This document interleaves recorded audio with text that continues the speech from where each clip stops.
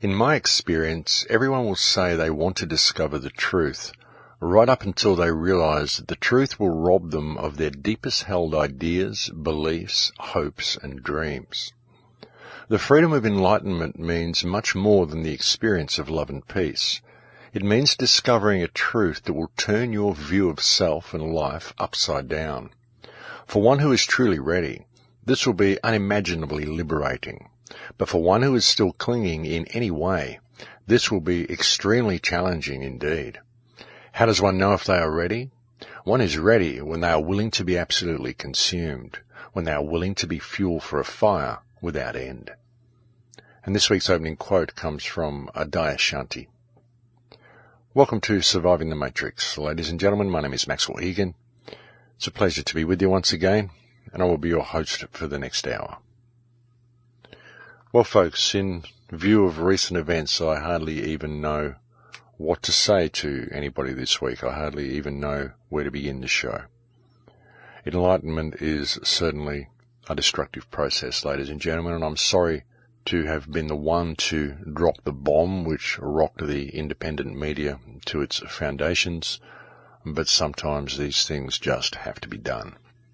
And my apologies to anybody who has been offended or had their lives in any way disrupted by recent events, but unfortunately that's just the way it goes.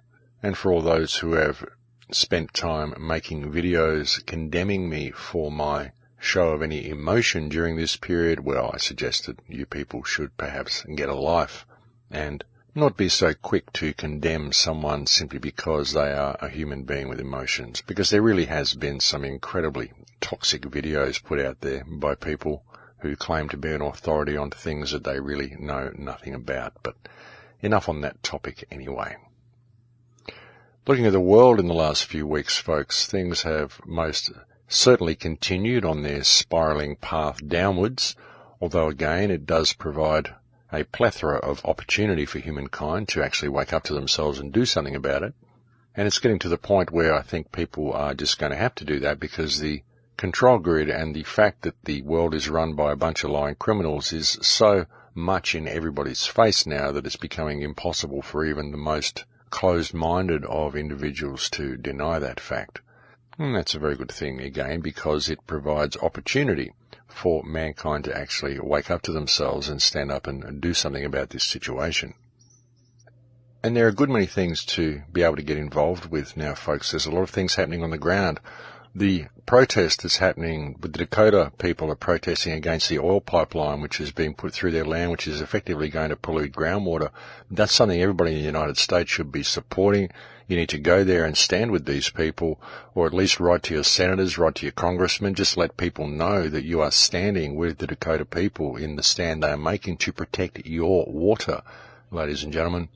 There's that. There's the fracking campaigns that are happening in the UK. Ian Crane has been launching fracking campaigns and anti-fracking movements. There's a lot of stuff on the ground there to get involved with to protect the groundwater in that country. There's the actions and the inquiries that are being mounted and the investigations that are being sought into the Australian government for its treatment of children on Nauru, and also many anti-fracking campaigns that are happening in Australia. And there are plenty of opportunities to make your voices heard, folks. Benjamin Netanyahu is visiting Australia soon, so I hear he's been invited there by that completely mindless parasite, Julie Bishop, who seems to like to support international war criminals and invite them into our home. And it's a very, very sad day for Australia, folks, to see our Foreign Minister and our Prime Minister will be rubbing shoulders with an international war criminal, someone who is responsible for massive war crimes and acts of genocide against the Palestinian people, someone who routinely allows the arrest and torture of children and all the things they do against these people. Israel actually kidnapped 30 Palestinian boys just in the month of August 2016 alone. What do they do with all these children? Well, they kind of disappear into a black hole, folks. Don't forget that Israel is also the largest trafficker of human organs in the world. One would question where they get all of these organs from, and perhaps see how well the organ sales figures correlate with the amount of missing Palestinians that Israel is responsible for. It really does do atrocious things to these people, folks. Just the other day it was shooting Palestinian farmers and kidnapping fishermen off the coast, The water situation in Gaza is now so bad that Palestinians in Gaza are being forced to drink sewage, and that's really the situation that Israel supports, and the situation that is funded, of course, with US tax dollars and foreign aid, and is welcomed with open arms by Malcolm Turdful and the Australian Foreign Minister, folks, and all of the stuff they're doing, folks. Israel is now claiming it's going to bulldoze homes in Syria, in the Golan Heights, and it's going to annex that the way it's doing with the West Bank, folks. We've got Palestine 2.0 happening in the Golan Heights. Flagrant violation of international law, but again, doesn't matter to the Australian Foreign Minister, who can't see that Benjamin Netanyahu or Israel itself has really committed any crime, because Julia Bishop has absolutely no regard for human rights and has absolutely no knowledge of international law and complete and utter contempt for humanity. Well, this is what would be assumed by a rational analysis of her actions anyway. And of course the same can be said for the Australian Prime Minister, Malcolm Turdful, who seems to be very happy to invite this war criminal to Australia, when really what he should be doing is arresting him as soon as he set foot on Australian soil. Well, that's what he would be doing if he had any respect for international law and human rights anyway. But by looking at the Australian government's track record, the way it treats the Aboriginal people, the way it treats refugees, the way it allows torture of children in Nauru, it's just ridiculous to think that the Australian government would give any consideration to human rights, and it really shouldn't be a surprise to anybody that someone like Malcolm Turdful would be welcoming a war criminal like Benjamin Netanyahu onto Australian soil. You know, how anybody could possibly welcome such a criminal with open arms is really beyond all belief, folks. It really is. You know, the situation in Palestine that this man, Benjamin Netanyahu, has created and has allowed to be perpetuated is absolutely disgraceful. It really is. And there's very little that the people in Palestine can do about it. I mean, they can't even get out of the country, folks. Incidentally, on the border now, the Rafah crossing, there are Palestinians there that have been waiting to get across the border for months upon months, and now even if you've got a permit to access the border and to get across the crossing, people are being forced to pay bribes of up to $10,000 to Egyptian guards in order to be able to make the passage. And this is absolutely disgraceful, folks. Of course, Hamas is supporting this because Hamas is just as corrupt as everybody else. Hamas does not support the people of Gaza. Hamas, really, if anybody, supports Israel because it seems to support Israel with its every action. It certainly doesn't do anything to free the people of Gaza. And every time it fires one of those ridiculous little Qassam rockets over the wall, all it does is provide an excuse for another bombardment of the people of Gaza by the forces of Israel. And it doesn't do anything to make sure the border is open. It doesn't do anything to make sure the people of Gaza are looked after.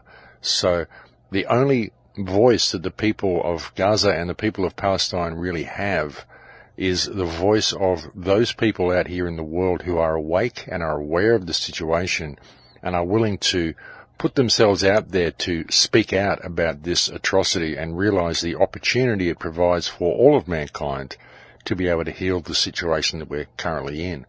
Because the situation in Palestine provides a key, folks, as I've said so many times. It provides an opportunity that we can use to arrest all the politicians in the Western world, because every single one of them who is supporting the rogue state of Israel can be identified as a war criminal under international law and can therefore be removed from office, and all the legislation that they write can be rolled back straight away. And that would do wonderful things for mankind. It really would. And even if there's no chance of that happening, folks, because the legal system is so corrupt that it won't allow these people to be arrested, well then at least it has exposed the legal system as being as corrupt as what it is to the majority of people in the world, and we're going to make a difference either way. So something has to be done, and I think Palestine provides a key that we could use to do it. In fact, it does provide a key. It isn't a matter of thinking that it does. It actually does provide a legal key that can be used to either fix the situation or at least expose the completely convoluted nature of this farcical legal system that everybody believes they are subject to. Because if it isn't applied evenly, folks, if it isn't applied to everybody, then there simply is no law. And Palestine is really a key that we can use to expose that fact. And people may wonder why I give politicians such an incredibly difficult time on my radio shows, but folks, I do it because all of the problems that we face in the world can be attributed to legislation that is put in place by politicians. That's simply the way it is. Any corporate destruction, any problem that you're facing in your community that is a result of a corporation or a result of legislation which prevents you from doing things is a direct result of the actions of government, and therefore a direct result of the whim of politicians. And that's why I give them such a difficult time, folks, because really it is the rules that these people make which have created the situation that mankind now faces. All the corporate destruction, all the environmental destruction, all the wars, all of the difficulty that humankind currently faces is a direct result of legislation put in place by politicians and of their inbuilt need to support the economic system over everything else. And the reason I point this out to people all the time and the reason I do the shows is because it's going to continue this way until mankind actually grows a pair and stands up and calls things out for what they truly are and presumes to reclaim their power, because really that's what we need to do. We need to realize that it's just people. And I keep saying this, I've said it on so many shows, that all we are dealing with here is people. And as soon as mankind can put down all their stuff with each other and simply stand up and call it, then we can change things. But until we do that, it's just not going to work. But of course, it's very difficult to do that now, especially with this so-called truth movement or so-called freedom movement or whatever it is, because there is such a conspiratorial mindset that has been injected into people that most people out there in the so-called truth movement now view almost everything as a conspiracy, and that is very unfortunate. You know, there used to be a time, folks, when conspiracy theorists were quite intelligent people. I mean, I've been a conspiracy theorist my whole life, but now there is a conspiratorial mindset whereby so many people out there who call themselves researchers quite literally view everything as a conspiracy. All they need is a photograph to create a grand conspiracy. All they need is the most flimsy of evidence to concoct the most elaborate of conspiracies. And it's got to the point where nobody really knows what to believe anymore. Nobody knows who to believe anymore. And people are so busy with their heads down rabbit holes trying to figure out what's really going on that they're simply not paying any attention at all to what's actually happening around them. And therefore they are missing the opportunities that what is happening around them provides to them for effective change. Because if people were to stand up and simply call things out right now, we could bring about some effective change. The problem is that people are looking for the right guru to lead them, when really there are no leaders, ladies and gentlemen. It's up to each individual to lead themselves. And that's the problem that we've faced in this whole movement right from the beginning, is that too many people have been looking for someone to provide them the right information whereby they can get the newsletter that tells them the world has been saved now. And too many people are willing to do that, and by doing that they're giving their power away to whatever truth guru they choose to follow. And it's the same as giving their power away to government. They're still waiting for someone else to look after them when really they need to be taking care of things themselves. So it's up to people to get the information that they need to understand what the world is, but then to apply it to the world themselves. And really it's got to start with communication with the people around you so that we can stand up with a united voice for change. And folks, we don't need to join any movements or create any type of figurehead to lead us in this charge. We simply need to take it upon ourselves to call things out and to be a shining light in our community and respect those around us so that we can all stand together with a common focus, which is dealing with the corruption that is currently running this world into the ground and which is controlling all of human life. And it is.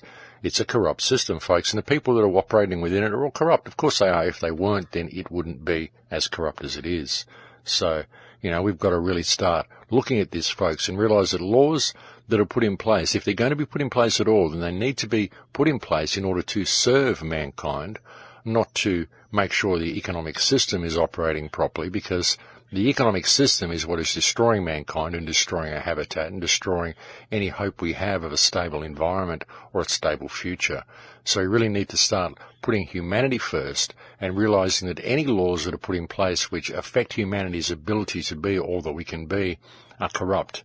These laws are no law and they are entitled to no obedience because they've been put in place not to empower or inspire mankind, but to limit and curtail and control mankind.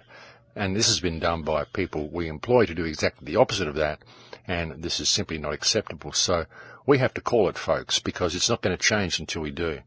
And we have every opportunity to do so now. So let's see a little bit of unity, and let's see a little bit of inspiration in people, and let's see people maybe going to their local meetings, their local town hall meetings, whatever the meetings are, PTA, it doesn't matter, whatever group you belong to, and go there and start inspiring people and start helping people want to be a voice for change, because once they see you doing it, there are many people that are going to want to follow suit. And we have to get involved, folks. We have to get involved on the ground in our local communities, because that's where change is really going to be effective. You know, that's where we're going to make a difference. And there are so many things, folks. There really are so many things that we can use to start questioning this system. You know, the American Epilepsy Society has just announced that cannabis extract completely obliterates epileptic seizures in children. This is something I've been telling you on the show for a couple of years, folks, that I've seen an autistic child show an 80% increase in motor skills from using cannabis oil. Now it's been confirmed by the American Epileptic Society, the American Epilepsy Society.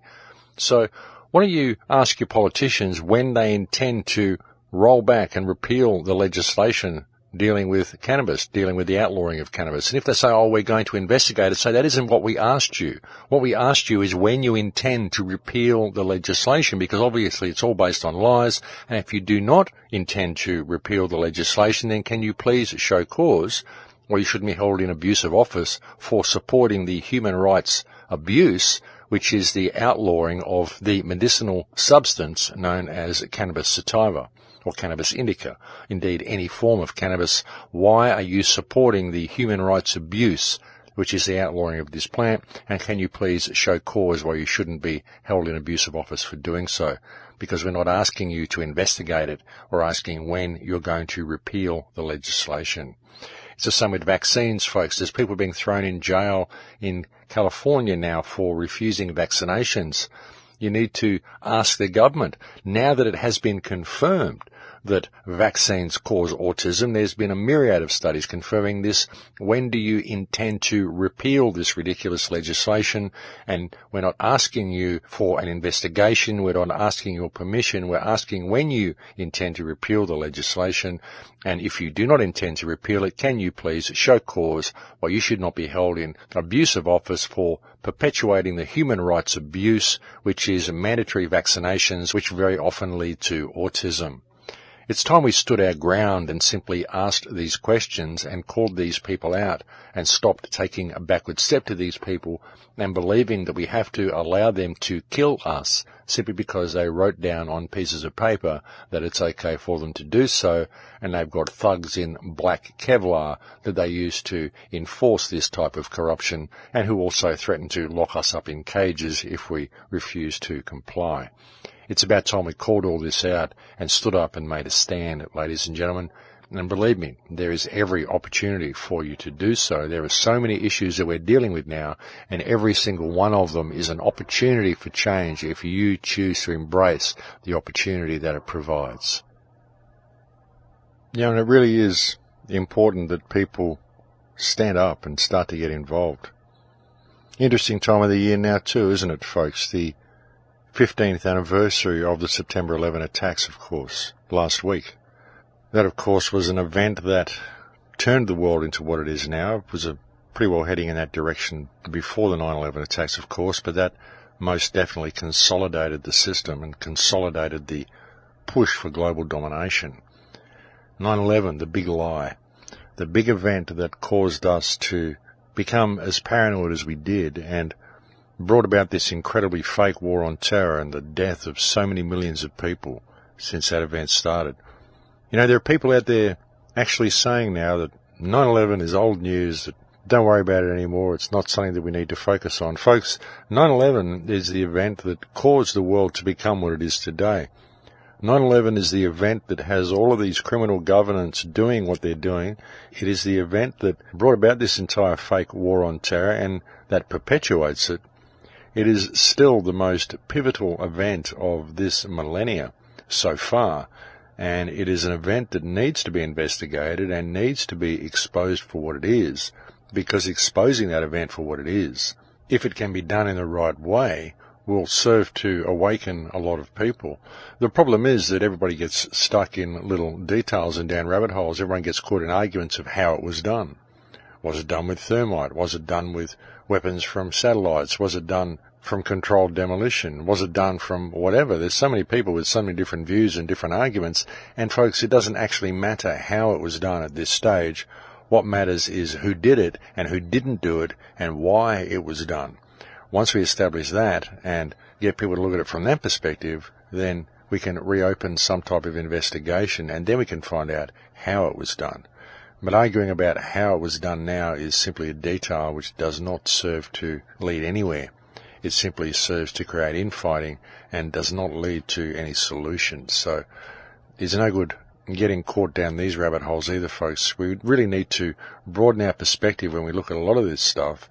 We get too caught up in the details of so many events that we see around the world rather than simply putting them on a global stage and looking at them like a chess move. We can figure out how it was done later, but we've got to figure out what the move is, how it's being played, and where it's leading to. And that's really what we should be focusing on. It's the quagmire of details that continues to bog us down when we really should be looking at things a little bit more holistically. Well, I think that would be a little bit more constructive anyway. I think it would lead to a greater response to the system if we were prepared to put down our individual ideas about different details and simply agree on the major points and push it forward from there. I think we'd find it was a little bit more productive. But again, folks, it's because of this conspiratorial mindset that's been injected into people. People are programmed to react this way. People are programmed to condemn anybody who doesn't agree with every point they make and believe that everybody who doesn't agree with every point they make must be a government agent.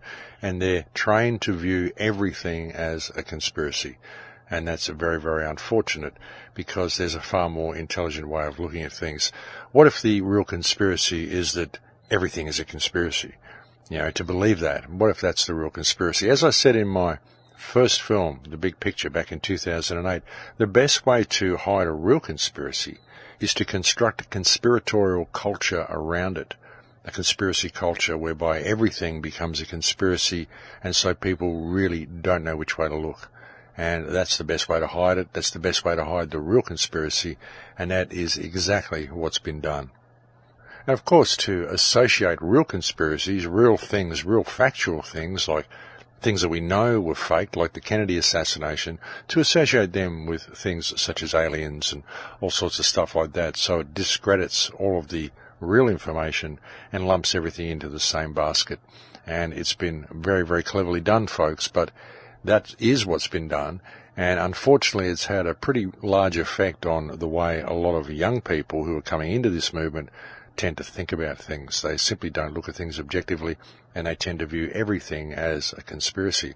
And here's me, a conspiracy theorist, actually saying, oh, well, the conspiracy theorists are going to go wild when they get hold of this, because it's really got to that point, folks, where there are conspiracy researchers and there are conspiracy theorists who believe everything is a conspiracy.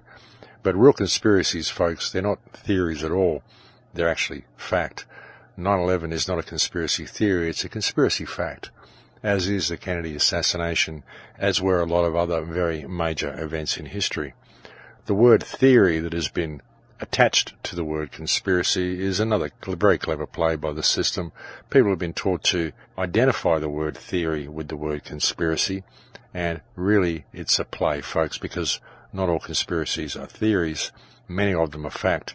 But again, there are many conspiracy theorists out there who'll just label anything a conspiracy simply because it suits them to do so, simply because they've been programmed to do so, and that's just the way their mind works now, unfortunately. And it doesn't really allow for much objective thinking with many of these people. And that is a shame, but I think a lot of people are waking up to that as well. I mean, the discerning people out there that are looking at all this stuff still know when something is true and when something isn't. I think it just resonates inside them, and they know when they're being played. Well, very often they do anyway. I do like to still hold at least that much faith for humanity, folks. Although sometimes I must admit that I do very much wonder whether I am foolhardy to hold any faith in this species at all. but I guess I'm just a big softy and I just can't help it. So I continue to do so. No matter how much my mind tells me I should give up, my heart tells me that I simply can't. So I guess we just go forward and see what happens. Every day is a learning experience, ladies and gentlemen, and it certainly has been that way this year. It's been a hell of a year this year, folks. It really has. There's been so much come out this year. There's been so much been exposed this year. There's been so much come to light. There's been so many people that have been forced to change their perspective, including myself, and it really has been a very, very intense and most revealing year. And it certainly isn't over yet, so I wonder what's just around the corner. You know, they always say that about the only thing that remains constant through life is change. And that's an interesting way of looking at things, but it is true, folks. We change all the time. We change our perspective. We change our point of view. We change what we believe to be important. We change who we are. It happens all the way through life. Well, it does to me anyway. I'm sure it does to many other people. And if you're not changing through life, then I would suggest that you're not growing, because that's what life is about. It's about change, and that is really the only thing that can be guaranteed. So what is next around the corner? Well, that's anybody's guess. But one thing is for certain. We are at a very, very pivotal time in history, ladies and gentlemen. We're at a time where people have to really begin to see the power that they have and realize that it's up to them to make the changes that they want to see in their life. And it's all a fractal, folks. What works on the micro level also works on the macro level. And it's up to you to not only make a difference in your life, but to also make a difference in the world. But the way to do that is to make a difference in your life, because once you do that inner work and you change your perspective and you change the way you interact with people, then those changes ripple out. And that's when we begin to see a real change in the world. But I think we've reached break time, ladies and gentlemen, so I'll leave it there for now and we'll go and have a break. Thank you for joining me on the air today. It's always a pleasure to have your company, and I'll speak to you again in a few minutes. Thanks for listening. And welcome back, ladies and gentlemen. Yeah, so there are a myriad of ways that we can stir up a little bit of trouble for the system. There are a myriad of ways that we can use to wake people up. I really do believe that using the legal system against itself without any real objective of achieving remedy from within the legal system, but merely with the idea of exposing the legal system for the fraud that it is, then you might find that you actually get somewhere with people. I mean, sure, there's a lot of people out there that are awake to what's going on, but there's a lot of people that aren't. There's a lot of people that are still completely asleep, and the only way to really get to these people is to speak to them in a language that they understand. This is something that I've been using for years, and it's actually been working, folks. And look, I don't even believe in the legal system. I think it's all fiction, it's all rubbish, it's just a paper-based reality. But the sleeping masses out there, they think it's real. So when you start talking to them in that language, they listen to you a little bit because they can understand it a little bit, because you're speaking in a language that they can comprehend. You know, once people realize that the system isn't being applied evenly, that the legal system isn't being applied evenly, and there is no remedy for the people within the legal system, then you might find that people want to make a difference, because you might find that people understand exactly how they're being played. And at that point, you might find that people actually want to stop complying with this system. And it's just in little ways. Like I say, stop using credit cards to shop with. Stop going down the corridors that they keep steering you down. When they ask you to fill in a census form, say no. You know, it's just these little things, folks. There's little things that we can do in little ways that will make a difference, but we've got to be prepared to get involved. I've mentioned before, folks, I'm attempting to organise a global strike on April 15th, 2017, a day where we all simply down tools, refuse to comply with the system, refuse to spend money, and turn and call this mess out for what it is. Of course, the real concern at the moment is whether we last as long as April 15, as the warmongers that are running this earth are very much attempting to push us into conflict. And folks, I've been coming on the air, as I said, for 9 years now and attempting every way I can to empower people. But people have got to get involved themselves on the ground where they live. People have got to start sharing information and spreading information and standing up against this system. And like I said, stepping into their power, realizing that they're just dealing with people here. all the ones who control this mess are just people who are all guilty of crimes under their own law, and there's no reason we should be complying with anything they want us to do. And it's time for us to stand up and call this, folks, because it's heading for a very bad place. Even now in Australia, they're attempting to push microchips onto people. The media is promoting it, of course, as the media always does. They're saying many Australians are choosing to be superhumans who can now open doors with the wave of a hand. You know, what a load of rubbish, folks. They're trying to make it trendy to have a microchip put in both of your hands, one for your bank account details and all your finances, and one to open your car and open your house and all that sort of other digital stuff that they want digital keys for. And then, of course, folks, once people get these microchips, then if you ever step out of line in any way at all the government has to do is turn off your chip, and suddenly you can't access your house, your car, your keys, your phone, your bank accounts, or anything. And apart from that being a real and present danger with microchipping, there's also the very real danger of the fact that you are putting all of your wealth into a virtual world where it all exists as numbers on a screen and digital credits and can also be switched off. And look, I know a lot of people go down that path already and say, well, it's too late for that. That's already the way we are, but it's not true. It's only that way because you constantly shop with credit cards and with plastic money.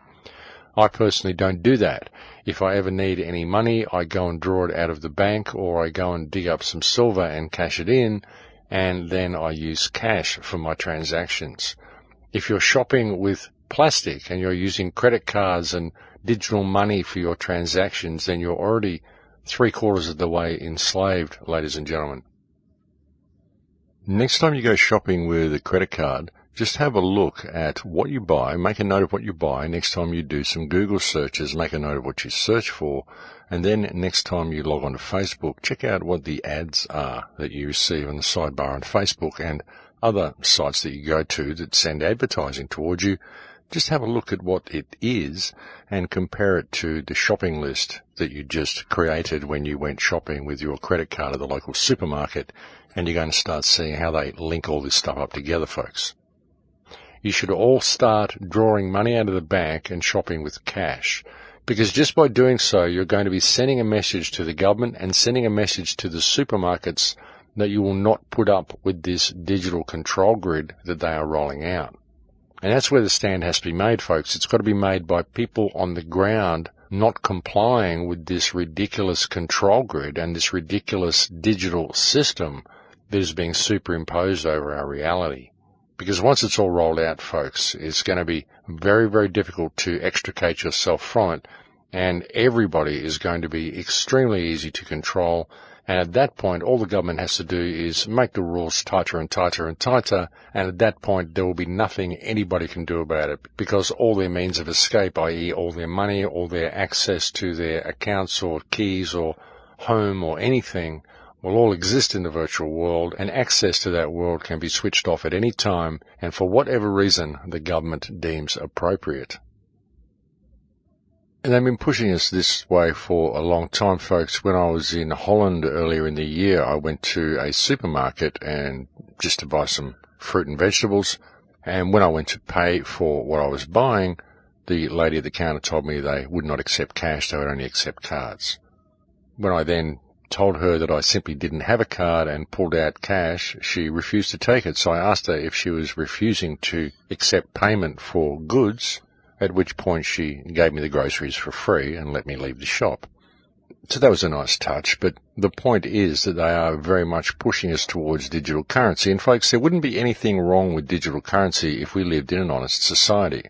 But when you live in a country such as Australia, and you have a government such as the Malcolm Turdful regime, who is torturing children on Nauru, promoting and continuing some extraordinarily racist policies towards the Australian Aboriginals, and essentially just continuing the Australian government's ethnic cleansing program against these people.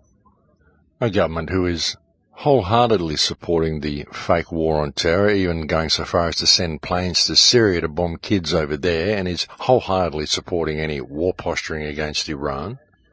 A government who is destroying the groundwater with coal seam gas mining, allowing all sorts of fascist legislation to be introduced and supporting the war crimes of Israel, when you've got a man who's an ex-investment banker and is Goldman Sachs all the way who's asking you to be microchipped, I suggest that you should think very carefully before doing so, because it's like handing the reins of your life to the worst mafia lord on the block. I mean, seriously, ladies and gentlemen, just look at these people and look at who controls them. Look at the emails that just came out about George Soros, how it's been shown that George Soros has been basically funding all of Hillary's campaign, funding all sorts of arms dealing and weapons trades. You know, it's absolutely despicable what these people have done to this earth and what they are continuing to do to this earth, and these are the people that are asking you to be microchipped.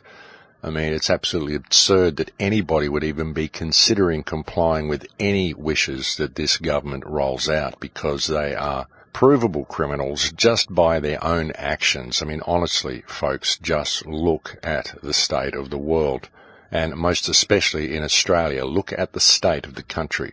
Look what the Malcolm Turdful regime has done.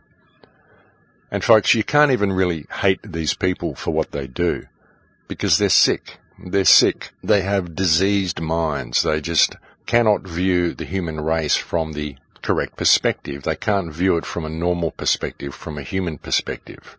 All of these leaders, folks, they're all completely crazy. Look at Theresa May. Just look at a photograph of this woman. You can't say that she is evil. She's simply sick. I mean, just look at her. She's a psychopath. She has a diseased mind. I mean, really, you've got to be sorry for these poor little cretins, folks. You really do. These poor, miserable little psychopaths that have maneuvered themselves into positions of power around this world. You've got to feel sorry for the lack of humanity that these people display.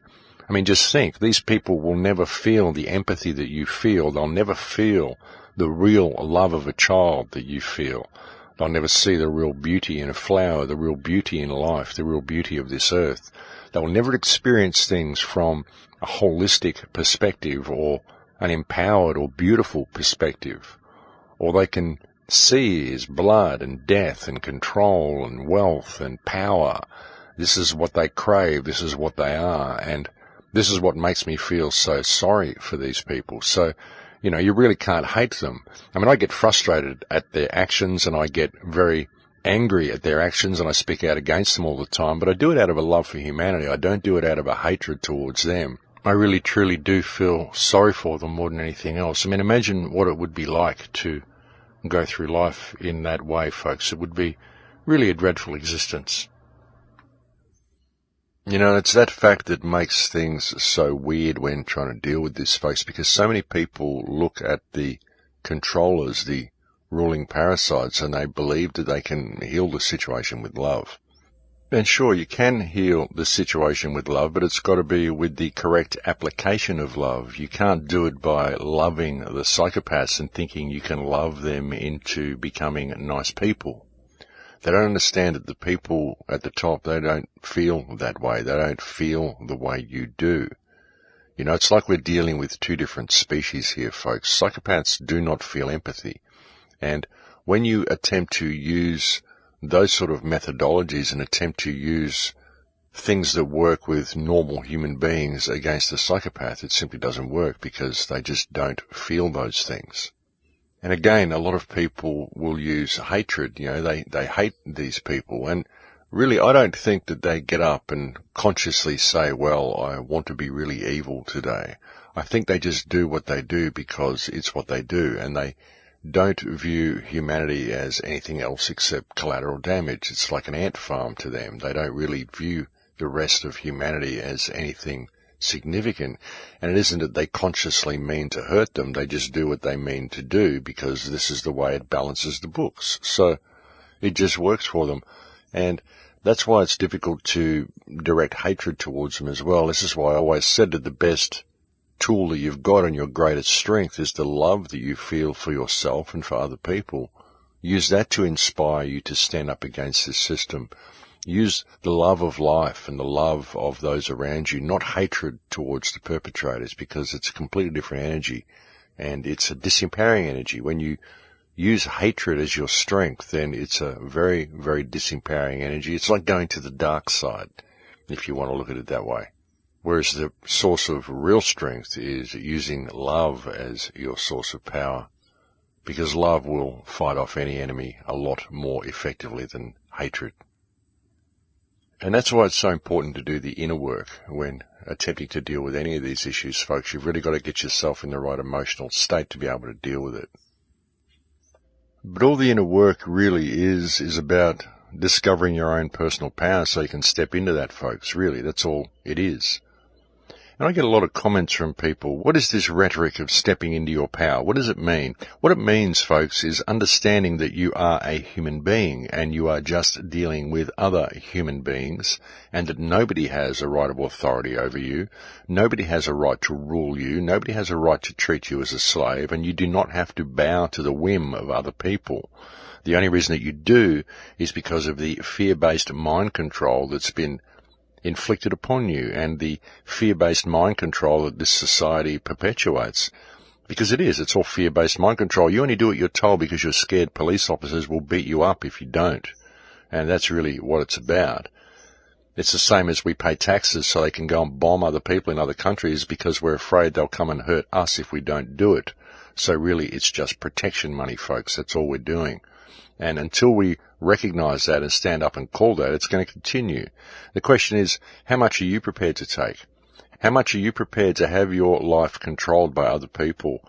And when they keep turning up the screws and keep building the fences a little higher and keep making the lines a little narrower that you have to walk between, how much are you prepared to take? When you're going to stop and say, well, hang on a minute, you actually don't have the right to control me because there is no such thing as a legitimate master and there is no such thing as a legitimate slave. That's just the way it is. What we have here are people, and that's what discovering your personal power and standing in it is, folks. It's remembering that you are a human being, a person with value, the same as everybody else. Nobody has a right of ownership over you or anybody else, but they're going to continue to exercise that right of ownership that they believe they have as long as you allow them to do so. The question is, how long are you going to allow this to happen, and how far are you prepared to let them go? Because it's getting to the point, folks, where we won't have a habitat anymore. We won't have a world to live in if we do not rein these out-of-control governments back into some semblance of order. You know, the Earth is being strip-mined, folks. We are having all the resources ripped out of this planet, and we are the ones who are doing it because we continue to support this economic system, because we believe that's what it's all about. But it's not, folks. It's about life. It's about people. It's about reaching our creative potential. It's about living cooperatively, not competitively. And it's about realizing why we live so competitively. We only do that because we're trained to do that, folks, because we're kept in a state of perpetual scarcity due to being enslaved to a privately run economic system which is designed to do exactly what it's doing, i.e. destroy this earth and discard humanity in the process. And is that a radical way of looking at things, folks? Well, it's not really, because all I'm doing is stepping back and looking at the economic system and its result so far. What has the economic system achieved for this earth? Well, what it's achieved is environmental destruction and human death. That's what it's achieved. And of course, it hasn't just been human death, it's also achieved the extinction of a great many other species as well. So it's really done a lot of damage, folks. The economic model has not served humankind in any way, shape or form. All it does is perpetuate a system of competitiveness, which is what is being used to destroy this earth and discard the population in the process. And this is the system that the governments are running, folks, and all governments really do is appease the people while the world is destroyed around them. That's all they do. They provide a control mechanism to just keep the people in check and to appease them and to assure them that everything is going to be okay, when it's exactly the opposite, folks. The world is anything but okay, and our societies have done anything but improve in the last 20 years. They've just gotten worse and worse, more totalitarian, more controlled. It's become harder and harder for the average people to survive. The screws have been turned up, the cost of living has gone up and everything is designed to just make it a little bit harder, a little bit more every day so that people don't notice how quick the water is beginning to boil. And it's a concern, folks, it really is. It's a concern that people just refuse to see the direction the world is being pulled. People in Western societies are so caught up in their social issues and their mobile phones and having the latest pair of exploding shoes and the right hairstyle or the latest fashion accessories, and they don't really pay attention to what's going on around them. They don't really look at the world holistically, and they don't see the direction that they're being pulled in. But the world is being pulled in a very, very dangerous direction, ladies and gentlemen. And the really weird part about it is that it's us that's doing it, ladies and gentlemen. It's we that are allowing it to happen. We are the ones who support the system. You know, if you're supporting these industries that are destroying the world, if you're in the military, just quit. Just quit what you're doing. Go and do something else. There's got to be something else you can do.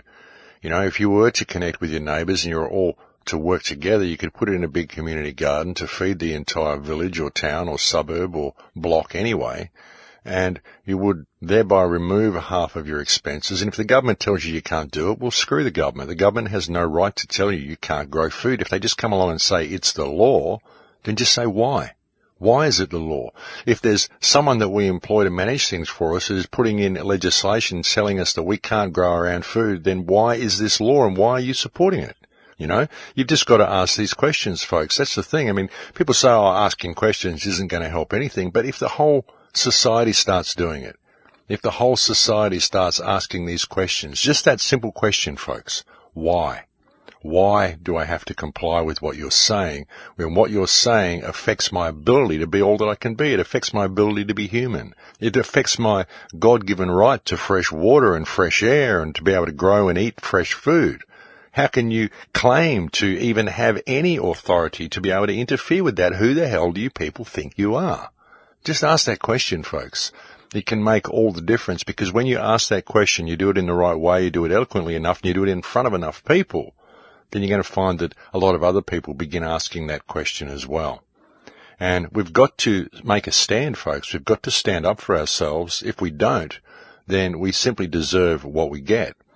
And that's the thing with this species, you know, you can only help it so far, but if people will not help themselves, then how far are you prepared to help them? I mean, how much work can you do? How much work can I do if people are not prepared to help themselves? You know, all the people out here in the independent media who do what they can to bring information to people and to wake people up and to empower people, we can only do so much, folks. But if people aren't willing to apply the information to their own lives and put it into action, practical application on the ground where they live, then what can we do? We can't really do anything. You know, there's no one that can lead the human race to safety except the human race itself as a collective. But people have to be prepared to do that. They have to be prepared to act, and they have to be prepared to stand up and ask the questions and deal with it in their local community on the ground where they live, because that's where they will make a difference. You know, this is our world, ladies and gentlemen. This is our home. This is our environment. This is our habitat. And this has the potential to be such an incredible, wonderful place. You know, the human race has so much potential. We have the ability to do amazing things, but all we do is fight with each other and argue with each other over details that don't really mean anything. We very often just live our lives performing the most ridiculous, meaningless of activities, going to buildings and shifting paper around or shifting digital information around. None of it means anything. And we work to design ways to more effectively control and kill other people. And what are we doing? What are we doing as a species? How does anything this society does, or how does anything this society makes us do, how does any of it mean anything, ladies and gentlemen? It really doesn't. You know, we've got to wake up to ourselves and see what we're doing, step back and really look at this and realize that all of the problems that we face, they all come from government writing legislation, but we go along with it. We just do this stuff when they tell us we have to do it because we believe because it's written on paper, then it's become a rule, it's become a reality, it's become something that we must use to govern our lives or control our actions by, even if those actions are immoral, even if those actions are destroying our environment and destroying life and putting people in a state of hardship. We still believe we must do it because it's written on paper. It's absurd. And we need to wake up to ourselves, folks, because if we don't, then where are we going? What future will we ever have if we don't choose to make a stand while we still have the ability to do so? You know, a lot of people who listen to this show to say, oh, Max is just negative. He's bringing all this negative information in this monotone voice of his. Well, okay, my voice is my voice, and the information that I'm bringing you is information you need to have, folks. I mean, I could come onto these shows and I could put on a bright, happy voice and I could bring you all the information that you wanted to hear. I could turn myself into a peace, love and truth guru if I wanted to, and I could tell you exactly what you want to hear, and I could have everybody praising me and telling me what a great, wonderful, positive person I am. But really, I'd just be lying to you folks, because we're in deep strife, and there is a positive future right there, right within our grasp, but we have to reach out and grab it. You know, and this information that I bring you isn't negative, it's just the way it is, it's just realism. And you know, you can't ever hope to fix a problem until you become aware of the problem. And as soon as you become aware of the problem, it provides you the opportunity you need to heal that situation. But if people aren't prepared to look at the problems that need healing, then that healing will never arrive, it will never come. And people can live their life with blinkers on, thinking that it's all rainbows and we're heading for this bright green future. But it's only going to happen, we're only going to have that future when they choose to participate and make that future happen. They could do it very, very quickly if they simply chose to step into their power, turn and ask the right questions and call things for what they are and simply say, we're going in another direction now. We've decided that we're not going to fight your wars. We're not going to participate in your corporate rape of this earth. We're not going to allow ourselves to be enslaved by this economic system anymore. We're going to cooperate with each other. We're going to help each other. We're going to build a vibrant society regardless of the rules that the politicians put in place, because there's billions of us and there's only a few thousand of you, and we don't care what you say. What we're going to do from this point is the right thing. And all you've done is the wrong thing. Exhibit A, the earth. And we're just not going to do it anymore. So we're going to ask these questions, and you're going to have to explain yourself, because if you don't, well, we'll go and just put you somewhere else. I've always believed, folks, that there's a good spot for all these politicians on Christmas Island in that refugee camp that the Australian government has set up. I think that would be a wonderful spot to put all of the Western politicians, all of the criminals who've supported the state of Israel, all the people who have bombed Syria, all the people who have supported this economic system. These people should all go somewhere and live their lives in a place where they simply cannot hurt humanity anymore. I think the refugee camp on Christmas Island would be a wonderful spot for them. I think the refugees on Christmas Island would probably do a lot better job of running the world than any of these politicians anyway. Perhaps we should give the job to them, folks. In fact, I think any garden variety pickpocket would do a better job of running the world than any of these politicians that we currently see in positions of control. All of these people, folks, are all criminals. Look what they've done to this beautiful world that we live in. Look how many people they've killed in their fake war on terror. Around about 4 million Muslims so far have been killed in response to a crime that they didn't commit, a crime carried out on September 11th, 15 years ago, when Israel and the United States bombed their own World Trade Center and blamed the Arab world for it in order to start their genocide of the Arab people. This is a very, very disgusting thing, folks, but that is what's going on, and that is the world we live in today, and that is the reason for the police state and this war and death and degradation and corporate destruction. It all is being run by the very same people, folks, and the only ones who can fix it are the people of the world, once they choose to call it for what it is and ask the right questions to the right people. But I think we've reached the end of the show here, folks. Thank you for joining me on the air today. It's always a pleasure to have your company. Thank you to anybody who has ever made a contribution to the website. Thank you to all those people who are supporting the Patreon account. Thank you to all those people who have sent me supportive emails in this rather difficult time that we have all been going through in the last few weeks as well. I'll look forward to speaking to you when I next come on the air, folks. I'm not sure when that will be, but it will be as soon as I'm able. Please take very good care until then. In Lakesh, my friends. In Lakesh.